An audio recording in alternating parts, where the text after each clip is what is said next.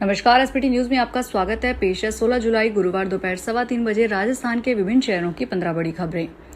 भारत के स्वतंत्रता दिवस की 80वीं वर्षगांठ समारोह की भव्य तैयारियों और सुरक्षा इंतजामों के मद्देनजर लाल किला परिसर को 15 जुलाई से 15 अगस्त 2026 तक पूरे एक महीने के लिए आम जनता और सैलानियों के लिए पूरी तरह से बंद कर दिया गया है। भारतीय पुरातत्व सर्वेक्षण ने लाल किले में स्वतंत्रता दिवस समारोह की तैयारियों को देखते हुए यह आदेश जारी किया। 9 जुलाई को जारी आदेश में कहा गया कि प्राचीन स्मारक और पुरातात्विक स्थल तथा अवशेष नियम 1959 के तहत नियम 5 के तहत प्रदत्त शक्तियों का प्रयोग करते हुए निर्देश दिया जाता है कि लाल किला 15 जुलाई 2026 से 15 अगस्त 2026 तक स्वतंत्रता दिवस समारोह समाप्त होने तक आम जनता और पर्यटकों के लिए बंद रहेगा। रेलवे की अमृत भारत स्टेशन योजना के तहत करीब 15 करोड़ रुपए की लागत से दौसा रेलवे स्टेशन का पुनर्विकास किया गया है।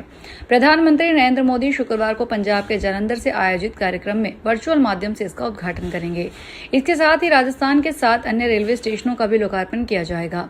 उत्तर पश्चिमी रेलवे के मुख्य जनसंपर्क अधिकारी अमित सुदर्शन ने बताया कि इन स्टेशनों का अमृत भारत स्टेशन योजना के तहत पुनर्विकास किया गया है। स्टेशन भवनों को आधुनिक स्वरूप देने के साथ यात्री सुविधाओं का विस्तार किया गया है।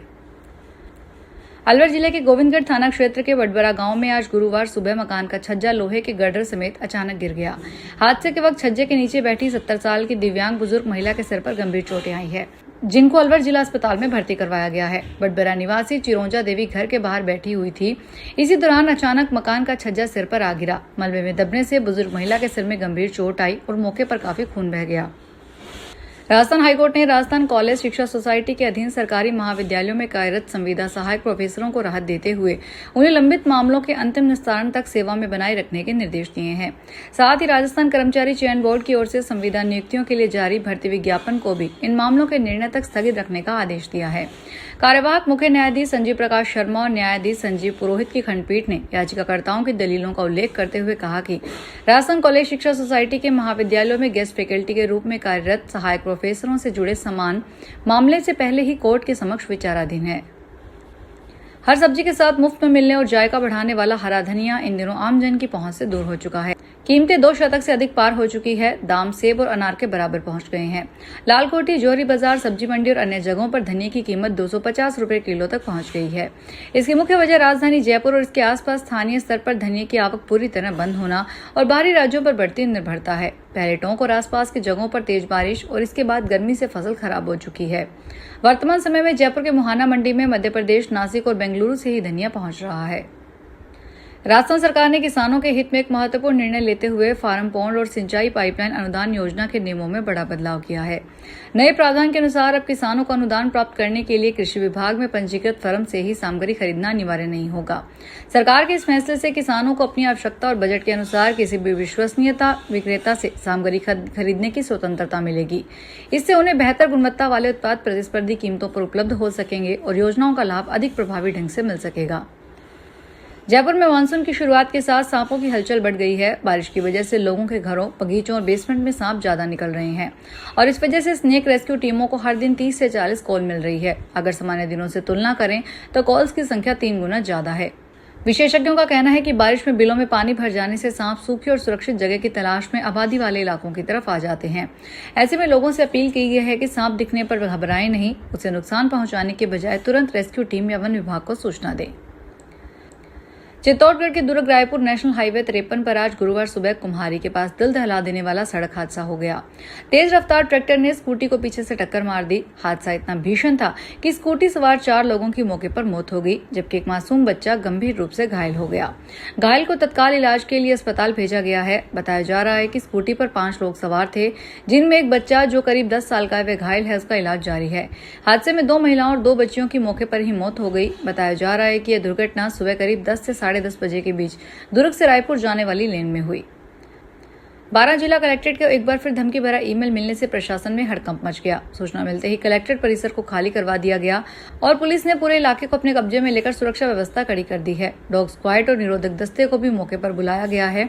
फिलहाल पूरे परिसर की तलाशी ली जा रही है। ये साल 2026 में 12 जिला कलेक्ट्रेट को मिला तीसरा धमकी भरा ईमेल है। इससे पहले 4 अप्रैल 2026 को पहली बार और 6 मई 2026 को दूसरी बार धमकी भरा ईमेल मिला था। जोधपुर शहर में आज कई इलाकों से भगवान जगन्नाथ रथ यात्रा निकली। मंदिर के पुजारी गौरव गौड़ ने बताया कि जगदीश मंदिर में विराजित भगवान जगन्नाथ के श्रृंगार के लिए नाथद्वारा से मुकुट और पोशाक मंगवाई गई है। जगन्नाथपुरी से चावल भात का प्रसाद और ध्वजा मंगवाई गई है। ये मंदिर करीब 350 साल पुराना है। हमारे पूर्वज जगन्नाथपुरी से इसे लेकर आए थे। प्रतिमा चंदन की लकड़ी से बनी है। रथ यात्रा के लिए रथ अजमेर से मंगवाया गया है। ये रथ सोने जैसे रंग से रंगा है।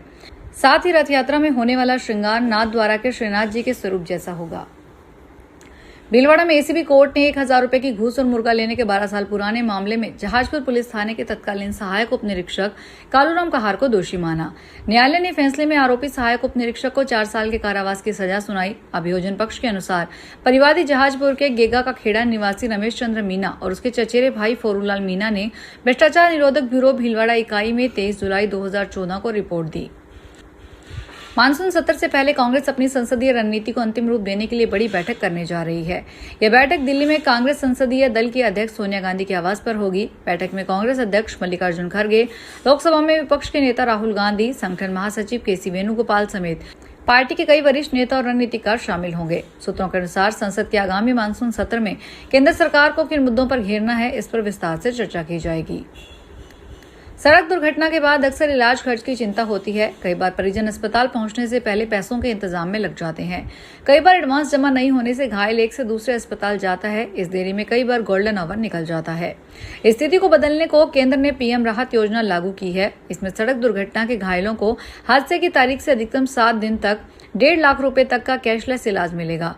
योजना के क्रियान्वयन की तैयारियां कर ली गई है। सरकारी व पंजीकृत निजी अस्पतालों को ऑनलाइन प्रशिक्षण दिया जा चुका है।